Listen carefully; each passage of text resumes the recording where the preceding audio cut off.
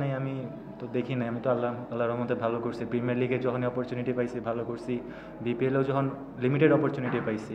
এবার রংপুর রাইডার্স যেহেতু আমার উপর ট্রাস্ট রেখেছে, ওদের ডোমেস্টিক টিমে ভালো খেলেছি, so I am very thankful. আর এমন না যে আমি খারাপ করে আসছি, আমি যখনই অপরচুনিটি পাইছি আমি ভালো খেলার চেষ্টা করেছি। একটা সময় দেখা গেছে যে হেলস যেরকম ইনিংস খেলে সে অ্যাগ্রেসিভ, সে একটু আগে থেকে চার্জ করে। আপনি দেখা গেছে হেলসের চেয়ে বেশি আপনার স্ট্রাইক রেট, আপনি ওর চেয়ে বেশি চার্জ করে খেলতেছিলেন, তো তখন আসলে প্লেয়ারটা কি ছিল দুজনের, নাকি আপনি ফ্লোতে ছিলেন বলে খেলতেছিলেন? না, আমার মনে হয় ফ্লোতে মানে যে বলটা পাইছি ওই মেরিট অনুযায়ী খেলার চেষ্টা করেছি আমরা। সো যখন যে বলটা মানে বল অনুযায়ী খেলার চেষ্টা করছি, মেরিট অনুযায়ী। তেমন স্পেসিফিক কিছু ছিল না যে এখন আমি মারবো এখন তুমি মারবা, but according to the merit of the ball খেলার চেষ্টা আর করেছি। সেঞ্চুরি মিস করে আটকে না, কোনো আক্ষেপ নাই, টিম জিতছে আলহামদুলিল্লাহ। রেঞ্জ হিটিং খুবই ভালো আমরা দেখে আসছি, 13,000+ T20 রানস, তো অনেক কিছু শেখার আছে। কথা বলার চেষ্টা করি আর এক্সপিরিয়েন্স গ্যাদার করার চেষ্টা করি।